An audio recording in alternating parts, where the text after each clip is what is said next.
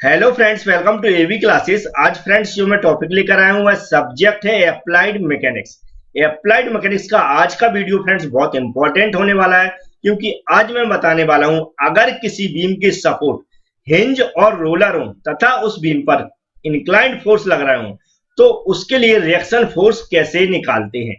Friends, अगर आप hinge और रोलर सपोर्ट तथा इंक्लाइंड फोर्स को कैसे सिंप्लीफाई करते हैं आप समझना चाहते हैं तो वीडियो पूरा देख लें, आपको जरूर समझ में आएगा। इसके अलावा भी फ्रेंड्स मैं अप्लाइड मैकेनिक्स के मैक्सिमम वीडियो डाल चुका हूं, आप देखना चाहते हैं तो अप्लाइड मैकेनिक्स के नाम से हमने एक प्लेलिस्ट बना रखी है, वहां से आप अप्लाइड मैकेनिक्स के सारे वीडियो देख सकते हैं। इसके अलावा डिस्क्रिप्शन बॉक्स में मैंने सभी वीडियो की लिंक दे रखी, वहां से भी डायरेक्ट क्लिक करके आप अप्लाइड मैकेनिक्स के सारे वीडियो देख सकते हैं। अब मैं स्टार्ट करता हूं आज का वीडियो। तो फ्रेंड्स सबसे पहले एक क्वेश्चन लिखा हुआ, उस क्वेश्चन को समझेंगे, इसके बाद इस डायग्राम को समझेंगे, उसके बाद हम इसको सॉल्व करेंगे। तो फ्रेंड्स यहाँ पर लिखा हुआ है एक बीम है ए बी, ठीक है, क्या है एबी बीम है, जिसकी लेंथ कितनी दी है 10 मीटर दी हुई है, जिसका एक सपोर्ट क्या है हिंज है तथा दूसरा सपोर्ट बी क्या है रोलर है, और हमें रिएक्शन फोर्स निकालना है ए और बी दोनों सपोर्ट्स पर। इस डायग्राम को देख लेंगे। सबसे पहले ए बी क्या है, एक बीम है जिसकी पोजीशन कैसी है फ्रेंड्स, हॉरिजॉन्टल पोजीशन है, जिसके ए सपोर्ट ए वाला सपोर्ट और बी वाला सपोर्ट देख लेते हैं। हम जैसे सामने से देख रहे हैं उस तरह हम अपने लेफ्ट और राइट हैंड को देखते हैं। तो ए वाला हो जाएगा फ्रेंड्स लेफ्ट हैंड, ए वाला हो जाएगा राइट हैंड। तो लेफ्ट हैंड का जो ए सपोर्ट है वहां पर हिंज सपोर्ट लग रहा है। हिंज का सिंबल देख लें आप, ये बना हुआ है, इसको पहचानने के लिए ये एक ट्रायंगुलर टाइप का बना रहता है, नीचे फिक्स टाइप का साइन बना रहता है। राइट हैंड सपोर्ट जो बी है उस पर एक रोलर सपोर्ट लग रहा है, जैसा कि रोलर सपोर्ट को का साइन देख लें आप, कहीं भी ऐसा दिखता है तो आपको वो रोलर सपोर्ट होगा। एक सर्कुलर बना होगा फ्रेंड्स, सर्किल टाइप का, उसके नीचे फिक्स का साइन बना होगा। तो जो राइट हैंड है बी उस पर एक रोलर सपोर्ट लग रहा है। इस पर कुछ फोर्स लग रहा है जो कि 25 किलो न्यूटन का, जो कि 30 पे इंक्लाइंड है, जबकि 20 किलो न्यूटन का लग रहा है जो 45 डिग्री पे इंक्लाइंड है, और 10 किलो न्यूटन डायरेक्ट वर्टिकल पे लग रहा है। ये तीनों फोर्स कैसे हैं फ्रेंड्स, पॉइंट लोड है। तो सबसे पहले फ्रेंड्स इसमें करते क्या है, सबसे पहले इस बीम को हम सिंप्लीफाई करेंगे। सिंप्लीफाई करने का मतलब होता है फ्रेंड्स जो हमारा हिंज सपोर्ट है उसको हटाते हैं तथा रोलर सपोर्ट है उसको हटाते हैं। अब हिंज सपोर्ट और रोलर सपोर्ट हटाएंगे तो उसके लिए हमें बैलेंसिंग कंडीशन बनाने के लिए हमें सिंपल जो हमारे पॉइंट लोड होते हैं उस पॉइंट टाइप के सपोर्टों को लगाना पड़ता है। अब पॉइंट टाइप के सपोर्ट कैसे लगते हैं ये मैं आगे बताता हूँ फ्रेंड्स, और आगे इसको पूरा आपकी जो भी कंसेप्ट है दोनों की हिंज और रोलर सपोर्ट की वह क्लियर करता हूं। पहला फ्रेंड्स हमें जो काम करना है वह क्वेश्चन जहां भी बुक में दिया हो या कहीं पेपर में दिया हो उसको एक कॉपी पे उतार के रख लेना इस तरह जैसा दिया है। फिर हमें क्या करना है, इसका सबसे पहले हमें क्या करना है, हिंज सपोर्ट को हटाना है और रोलर सपोर्ट को हटाना है। उसके लिए हमें दो सपोर्ट्स लगाना है। हमें बता दूं आपको ये दोनों सपोर्ट हम बैलेंसिंग कंडीशन में ही लगाएंगे। अब पहला कंसेप्ट ध्यान से सुने, जब भी हम रोलर सपोर्ट को हटाएंगे, किसको, रोलर सपोर्ट को हटाएंगे फ्रेंड्स, उसके बदले सिर्फ एक ही फोर्स लगता है या एक ही सपोर्ट लगता है, वही लगेगा जिस डायरेक्शन में रोलर सपोर्ट लग रहा है। रोलर का सपोर्ट का डायरेक्शन कैसा है फ्रेंड्स, नीचे से ऊपर की ओर है, मतलब इसके ऊपर बीम रखा है तो फोर्स हमारा नीचे से, बीम का वजन कैसा लग रहा है, ऊपर से नीचे की ओर लग रहा है, फोर्स नीचे से ऊपर की ओर लग रहा है। तो इसकी जगह रोलर को जब भी हटाएंगे सिर्फ एक फोर्स आता है, वो भी इस जो रोलर फोर्स है उसी की डायरेक्शन में, मतलब सिर्फ वर्टिकल डायरेक्शन है। यहाँ पर देखें तो कैसा आएगा, सिर्फ वर्टिकल डायरेक्शन में, मतलब जो हमारा रोलर सपोर्ट है उसकी डायरेक्शन कैसी, ऊपर को है, तो यहाँ सिर्फ एक सपोर्ट लगेगा, जो हमारा पॉइंट टाइप का सपोर्ट होता है सिर्फ वही लगेगा, सिर्फ एक ही डायरेक्शन में, वर्टिकल डायरेक्शन। याद रखें रोलर सपोर्ट को जब भी सिंप्लीफाई करते सिर्फ एक ही फोर्स आता है, सिर्फ हमारा उसी डायरेक्शन में जिस डायरेक्शन में रोलर सपोर्ट लग रहा है, लेकिन यहाँ पर वर्टिकल डायरेक्शन में लग रहा है तो वर्टिकल डायरेक्शन में हमारा सीधा क्या लग जाएगा, एक रिएक्शन फोर्स लग जाएगा, जिसे क्या बोलेंगे, आर बी। आर बी क्यों बोलेंगे, क्योंकि आर क्या होता है, रिएक्शन का सिंबल होता है, और बी क्या है फ्रेंड्स, उस पॉइंट की पोजीशन जो यहाँ नाम दिया गया है, तो आर बी लिख देंगे यहाँ पर। अब बात करते हैं फ्रेंड्स, इसको भी ध्यान से सुने, ये है हिंज सपोर्ट। हिंज सपोर्ट को जब भी हटाएंगे, किसको, हिंज सपोर्ट को जब भी हटाएंगे तो हिंज सपोर्ट के बदले दो फोर्स आते हैं, कितने, दो। एक हॉरिजॉन्टल सपोर्ट आएगा फ्रेंड्स, एक आएगा वर्टिकल सपोर्ट। क्या आएगा, एक हॉरिजॉन्टल सपोर्ट, एक वर्टिकल सपोर्ट। हॉरिजॉन्टल सपोर्ट्स हमेशा याद रखें, हमेशा जिस और पॉइंट है उसी डायरेक्शन में लगेगा, मतलब यहाँ पर पॉइंट है तो हॉरिजॉन्टल पोजीशन में बीम है, तो इसी डायरेक्शन में लगेगा, उस पॉइंट की डायरेक्शन में। हॉरिजॉन्टल सपोर्ट कैसा लगेगा, पॉइंट की डायरेक्शन में, इस पॉइंट की डायरेक्शन। लेकिन वर्टिकल सपोर्ट लगेगा वह ऊपर से नीचे की ओर भी लग सकता है, नीचे से ऊपर की ओर भी लग सकता है, लेकिन डिपेंड करता है बीम की जो हमारी बैलेंसिंग कंडीशन है उसके अकॉर्डिंग। अब यहाँ पर देख लेते हैं बैलेंसिंग कंडीशन कैसे बनेगी। यहाँ पर हमने नीचे से ऊपर को फोर्स लगा दिया, तो यहाँ अगर हम फ्रेंड्स ऊपर से नीचे को लगाएंगे तो यहाँ से बीम उठ जाएगी और बीम नीचे को आ जाएगी, मतलब बीम की बैलेंसिंग कंडीशन बिगड़ जाएगी। तो हमें यहाँ पर क्या करना पड़ेगा फ्रेंड्स, अगर यहाँ पर एक नीचे से ऊपर की ओर फोर्स लग रहा है तो यहाँ भी हमें इसको बैलेंस बनाने के लिए नीचे से ऊपर की ओर फोर्स लगाना पड़ेगा। कहां से? नीचे से ऊपर की, मतलब वर्टिकल दिशा में ऊपर की ओर फोर्स लगाना पड़ेगा। याद रखें, हिंज सपोर्ट को कहीं भी लग रहा हो किसी भी क्वेश्चन में, उसको जब भी हटाएंगे तो दो फोर्स लगाना है, एक इस पॉइंट की ओर हॉरिजॉन्टल से हॉरिजॉन्टल डायरेक्शन में, एक वर्टिकल डायरेक्शन में, जिस ओर हमें बैलेंस बनाना। यहाँ की बात करें तो नीचे से ऊपर की ओर लगाया, क्योंकि इस डायरेक्शन में हमें बैलेंस बना के रखना है इस बीम का। अब मैं लगा के दिखा देता हूं। तो फ्रेंड्स यहाँ पर देख रहे हैं हमने इसको रोलर सपोर्ट को हटा दिया, उसकी जगह क्या हमने आरबी सपोर्ट लगा दिया ऊपर की ओर, क्योंकि मैंने बताया है कंसेप्ट आपको कि रोलर सपोर्ट को हटाएंगे सिर्फ एक ही फोर्स लगाते हैं, हिंज सपोर्ट को हटाएंगे तो दो फोर्स लगाते हैं, एक वर्टिकल डायरेक्शन में, एक हॉरिजॉन्टल डायरेक्शन में। हॉरिजॉन्टल डायरेक्शन में जो लगेगा वह फिक्स है, उस पॉइंट की ओर लगता है, जैसे कि हम देख रहे हैं एरो दिख रहा है किस इस पॉइंट की ओर है। वर्टिकल डायरेक्शन में लग रहा है, यहाँ पर बैलेंस बनाने के लिए नीचे से लगाना पड़ रहा है, तो मैंने नीचे से लगा दिया। अगर हमें यहाँ पर फोर्स ऊपर से लग रहा होता तो हमें यहाँ ऊपर से लगाते, अगर इसमें ज्यादा फोर्स होता, मतलब यहाँ पर हमें जैसा बैलेंस करना ऊपर से भी लग सकता है और नीचे से भी लग सकता है। यहाँ की रिक्वायरमेंट के अकॉर्डिंग हमने कहां से लगाया? नीचे से ऊपर की ओर, क्योंकि अब एक कैसी बीम हो गई हमारी बैलेंसिंग कंडीशन। अब हम फोर्स को रिजॉल्व कर सकते हैं या फोर्स को फाइंड आउट कर सकते हैं। अब दूसरा कंसेप्ट फ्रेंड्स, जो हमने बताया था कि हम फोर्स को जो कंसिडर करते हैं, जो वैल्यू निकालते हैं, दो टाइप से निकालते हैं। एक तो हम हॉरिजॉन्टल फोर्स लेते हैं, एक हम वर्टिकल फोर्स लेते हैं। कैसे? हॉरिजॉन्टल लेते हैं और वर्टिकल लेते हैं। अगर वर्टिकल डायरेक्शन में लग रहा है तो वर्टिकल को कंसीडर कर लेंगे, और हॉरिजॉन्टल डायरेक्शन में लग रहा है तो हॉरिजॉन्टल को कंसीडर कर लेंगे। लेकिन अगर इंक्लाइंड डायरेक्शन में लग रहा है तो हमारी प्रॉब्लम फंस जाती है, क्योंकि इंक्लाइंड डायरेक्शन में लग रहा है उसको हम दोनों ओर रिजॉल्व करना पड़ता है, हॉरिजॉन्टली भी करेंगे और वर्टिकली भी करेंगे। मतलब जो ये दोनों फोर्स दिख रहा है आपको इंक्लाइंड, इन फोर्सों को हम दोनों ओर कंसीडर करेंगे, हॉरिजॉन्टल डायरेक्शन में भी कंसीडर करेंगे और वर्टिकल डायरेक्शन में भी कंसीडर करेंगे। लेकिन जो फिक्स फोर्स है हॉरिजॉन्टल में है तो उसको सिर्फ हॉरिजॉन्टल डायरेक्शन में ही कंसीडर करेंगे, मतलब जो फोर्स हॉरिजॉन्टल डायरेक्शन में ऑलरेडी लग रहा है उसको सिर्फ हॉरिजॉन्टल डायरेक्शन में ही कंसीडर करेंगे। इसके अलावा जो वर्टिकल डायरेक्शन में लग रहा है सिर्फ उसको वर्टिकल डायरेक्शन में कंसीडर करेंगे। इतना आपको याद रखना। तो यहाँ पर देख रहे हैं हम, अब यहाँ पर तीनों टाइप के फोर्स लग रहा है, वर्टिकल, हॉरिजॉन्टल और इंक्लाइंड। तो हमें दोनों जगह इसको रिजॉल्व करना पड़ेगा। पहले हॉरिजॉन्टली हम फोर्सेस निकालते कैसे? टोटल हॉरिजॉन्टल फोर्स लग रहा है उन सभी का योग क्या करते हैं? जीरो। इसी तरह टोटल वर्टिकली फोर्स लग रहा है उन सभी का योग कैसे करते हैं? जीरो।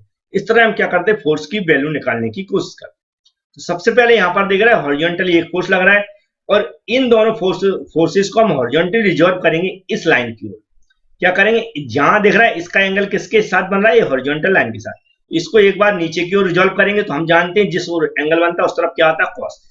इसको रिजॉल्व करेंगे तो फोर्स कितना बन जाएगा? 20, जो फोर्स की वैल्यू है, इनटू जो साइन आएगा यहाँ पर कॉस आएगा, क्योंकि हम हॉरिजॉन्टल डायरेक्शन में रिजॉल्व कर रहे हैं। कॉस हो गया, उसके साथ क्या आएगा? जो एंगल बन रहा है, तो कितना हो जाएगा? 20 cos 45 डिग्री है हॉरिजॉन्टल डायरेक्शन के लिए। इस तरह हम वर्टिकल डायरेक्शन करेंगे तो इसके अपोजिट होगा, तो क्या हो जाएगा? Sign angle 20 sin 45। इसी तरह इसको रिजॉल्व करेंगे क्या? कहां की ओर? इस लाइन की ओर, जिधर एंगल बन रहा है, जिधर एंगल बनता है उधर हमेशा कॉस आता है, तो कितना हो जाएगा? 25 cos 30।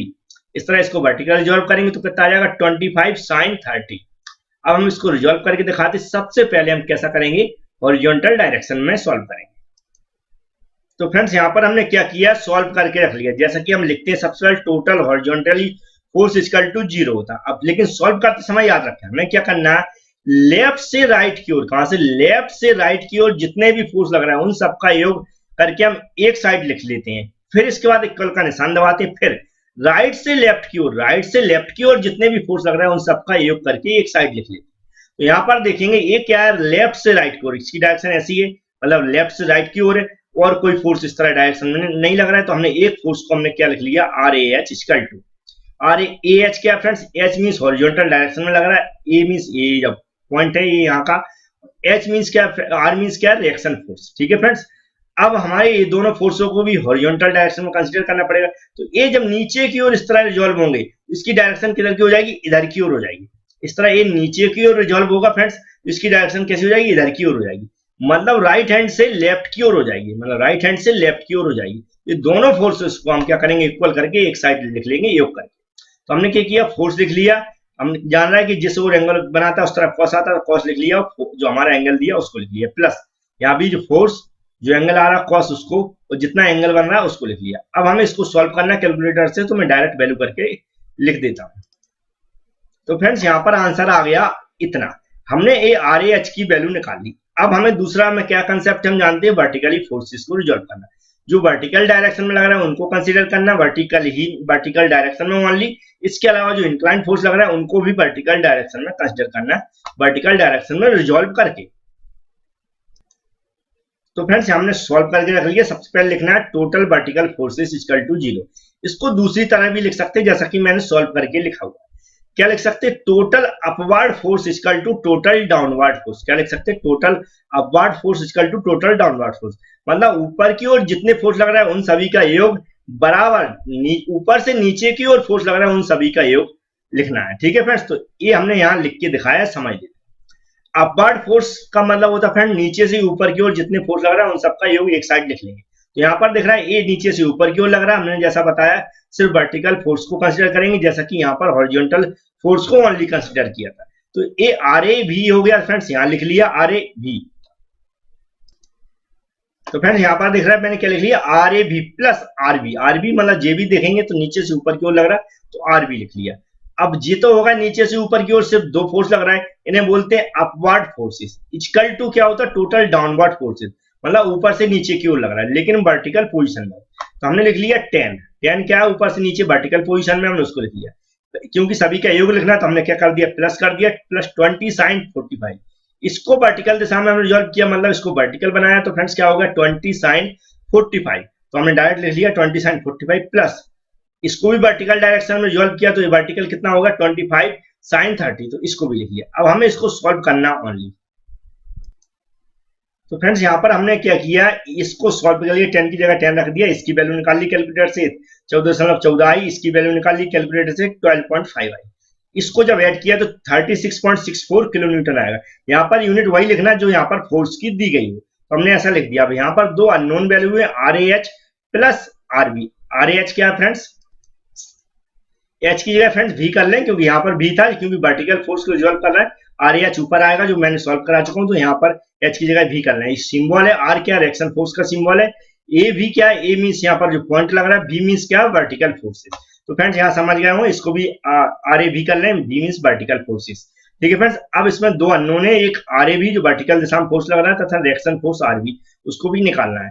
अब फ्रेंड्स यहाँ दो अननोन फोर्स है, तो हमें इसको इक्वेशन 1 मान लिया, क्योंकि हमें अब आगे किसी एक की वैल्यू चाहिए, आर ए की या आर बी की। तो उसके लिए फ्रेंड्स आप कंसेप्ट सुन लें, ध्यान से सुने कि हमें मूवमेंट लेना है। क्या लेना, मूवमेंट लेना किसी एक पॉइंट के बाद, उससे हमारी किसी एक फोर्स की या किसी एक रिएक्शन फोर्स की वैल्यू निकलती है। तो हम ए पॉइंट के भी अबाउट मूवमेंट ले सकते हैं, बी पॉइंट के अबाउट भी मूवमेंट ले सकते हैं, किसी एक पॉइंट के अबाउट मूवमेंट लेना।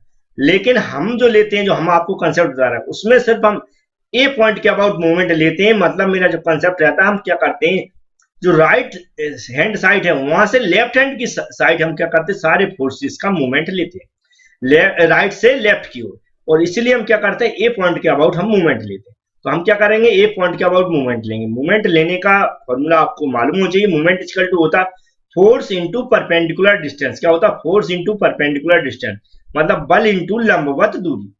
अब इसका हमें प्रिंसिपल भी याद होना चाहिए। प्रिंसिपल को हम दो तरह से डिफाइन करते हैं। पहला जो होता है फ्रेंड्स कि हमारे जो टोटल क्लॉकवाइज डायरेक्शन में फोर्स लग रहा है उन सभी के मूवमेंट्स का योग, उन सभी के मूवमेंट्स का योग, तथा जो हमारे एंटी क्लॉकवाइज डायरेक्शन में फोर्सेस लग रहा है उन सभी के मूवमेंट्स का योग बराबर होता है 0। दूसरी तरह फ्रेंड्स हम इसको ऐसे भी डिफाइन करते हैं कि सारे जो क्लॉकवाइज डायरेक्शन में फोर्स लग रहा है उन सभी फोर्सेस का किसी पॉइंट के अबाउट मूवमेंट्स इक्वल टू जो हमारे एंटी क्लॉकवाइज डायरेक्शन में फोर्स लग रहा है उन सभी फोर्सेस का मूवमेंट्स का योग बराबर होता है। मतलब लेफ्ट हैंड साइड में जितने फोर्स लग रहे हैं equal to right hand side में जितने फोर्स लग रहे हैं, सभी का क्या होगा, जो मूवमेंट्स होगा किसी पॉइंट के अबाउट वह कैसा रहता है, 0 रहता है। ठीक है फ्रेंड्स, अब हम इसको निकाल के दिखाते हैं कि हमने मान लिया ए पॉइंट के अबाउट हम मूवमेंट ले रहे हैं, तो हम उसको लिख लेते हैं। तो फ्रेंड्स सबसे पहले हमें ऐसा लिख लेना, taking a movements about point, जिस पॉइंट के अबाउट ले रहे हैं, जैसे हम ए के अबाउट ले रहे हैं तो ए लिख लिया। मतलब यहाँ पर ए पॉइंट है जो ए बना हुआ है, तो उसके अबाउट ले रहा है। अब ध्यान से समझें, जो इक्वेशन लिखी है उसको समझ लें। हमने यहाँ जो प्रिंसिपल यूज किया हुआ है, कौन सा यूज किया फ्रेंड्स, जितने भी फोर्सेस जो हमारे एंटी क्लॉकवाइज डायरेक्शन में लग रहा है उन सभी फोर्सेस का योग एक साइड लिया, फिर इक्वल लगा के जितने भी एंटी क्लॉक जो हमारे क्लॉकवाइज डायरेक्शन में फोर्स लग रहा है उन सभी का योग हमने एक साइड लिया, और हमें हॉरिजॉन्टल और वर्टिकल दोनों फोर्सेस को किसी पॉइंट के अबाउट मूवमेंट लेना है, मतलब ए पॉइंट के अबाउट मूवमेंट लेना। तो ध्यान से सुने फ्रेंड्स, इस ए पॉइंट के अबाउट कौन कौन से फोर्स जीरो हो रहा है पहले देख लें। इस पॉइंट पे जितने भी फोर्स लगेंगे वो सब क्या होते हैं, जीरो हो जाते हैं। पहला तो कंसेप्ट याद रखें, इस पॉइंट पे जिस पॉइंट के अबाउट हम मूवमेंट लेते हैं उस पॉइंट पे जितने भी फोर्स लगते हैं वो सब क्या हो जाएंगे, जीरो हो जाएंगे, क्योंकि इस पॉइंट के अबाउट ही जो परपेंडिकुलर डिस्टेंस होगी कैसी होगी, जीरो होगी। तो फोर्स क्या होता है, जो हमारा फॉर्मूला क्या होता है, फोर्स इंटू परपेंडिकुलर डिस्टेंस। जब परपेंडिकुलर डिस्टेंस जीरो होगी तो उसका मूवमेंट भी क्या हो जाएगा, जीरो हो जाएगा। तो यहाँ पर जो मूवमेंट हो जाएगा फ्रेंड्स, जिस पॉइंट के अबाउट हम मूवमेंट ले रहे हैं क्या हो जाएगा, जीरो हो जाएगा। तो ऐसा कह सकते हैं सारे फोर्सेस क्या हो जाएंगे, यहाँ पर जीरो हो जाएंगे, उनको कंसीडर हम नहीं करेंगे। अब फ्रेंड्स हम बात करते हैं अदर फोर्सेस। तो इस पॉइंट के अबाउट पहला पॉइंट है जो ये जो आरबी लग रहा है रिएक्शन फोर्स, इसको हमें ए पॉइंट के अबाउट रिजॉल्व करना है। तो हम देखते हैं पहले फोर्स और उसकी परपेंडिकुलर डिस्टेंस। तो ये फोर्स लग रहा है ए वाली हो जाएगी इसकी परपेंडिकुलर डिस्टेंस, कहाँ, यहाँ पर, क्योंकि 90 एंगल बन रहा है। तो यहाँ से यहाँ तक की टोटल डिस्टेंस कितनी है, 10। तो फोर्स आरबी इंटू क्या हो जाएगा, 10 हो जाएगा। तो हमने लिख दिया आरबी इंटू 10। अब इसकी हम डायरेक्शन देखते हैं, डायरेक्शन। अब इसमें याद रखें मूवमेंट की डायरेक्शन हमेशा क्लॉकवाइज डायरेक्शन है तो हम नेगेटिव लेते हैं, एंटी क्लॉकवाइज डायरेक्शन है तो हम क्या लेते हैं फ्रेंड्स, पॉजिटिव लेते हैं। एंटी क्लॉकवाइज डायरेक्शन पॉजिटिव और क्लॉकवाइज डायरेक्शन नेगेटिव। तो इसको ध्यान रखें। तो फ्रेंड ध्यान रखें, इसको मैंने पॉजिटिव लिया, देख रहा है यहाँ पर प्लस का जिसका निशान नहीं बना तो प्लस का होता है, आरबी इंटू 10 कर दिया। अब ये जो फोर्स है हम जानते हैं इंक्लाइन लगा हुआ, लेकिन जब ये इसकी हम परपेंडिकुलर डिस्टेंस निकालेंगे तो हमें इसको क्या करना पड़ेगा, वर्टिकल बनाना पड़ेगा। वर्टिकल फोर्स को बनाने के लिए हमें इसको रिजॉल्व करना पड़ेगा। तो कितना हो जाएगा, क्योंकि जिस इस इधर की फोर्स लग रहा है तो इधर तो कोस आएगा, लेकिन इसके अपोजिट जाएंगे तो इधर क्या आएगा, साइन आएगा। तो 25 साइन 30 क्या हो जाएगा, फोर्स। 25 साइन 30 क्या होगा, एंगल फोर्स होगा, इनटू इस पॉइंट से यहां तक की डिस्टेंस क्या हो जाएगी, परपेंडिकुलर डिस्टेंस। तो यहां से यहां तक की डिस्टेंस कितनी हो गई, 8।